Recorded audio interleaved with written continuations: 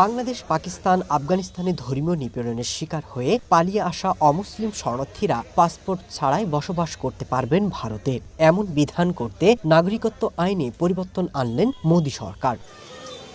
কেন্দ্রের নির্দেশিকায় বলা হয়েছে, ৩ দেশের হিন্দু, শিখ, বৌদ্ধ, জৈন, খ্রিস্টান, পার্সি সহ যারা ভারতে এসেছেন, যাদের বৈধ নথি নেই বা নথির মেয়াদ শেষ হয়ে গেছে, তাদের ভারতে থাকতে দেবে দিল্লি। ২০১৯ সালে নাগরিকত্ব সংশোধন আইন বা সিএএ কার্যকর করার সময় কেন্দ্রের ঘোষণা ছিল ২০১৪ সালের ৩১ ডিসেম্বর পর্যন্ত যারা ভারতে এসেছেন তাদেরকেই ভারতের নাগরিকত্ব দেওয়া হবে। এবার তা পরিবর্তন করে ২০২৪ সালের ৩১ ডিসেম্বর করা হয়েছে, অর্থাৎ ১০ বছর সময় বাড়িয়েছে বিজেপি সরকার।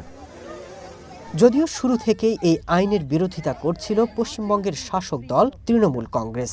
তাদের দাবি, এই সংশোধনীর মাধ্যমে নাগরিকত্ব দেওয়ার নাম করে নাগরিকত্ব কেড়ে নেওয়া হবে, এমনকি সিএ এর পরে এনআরসি করে শরণার্থীদের ডিটেনশন ক্যাম্পে পাঠানো হবে বলেও দাবি তৃণমূলের।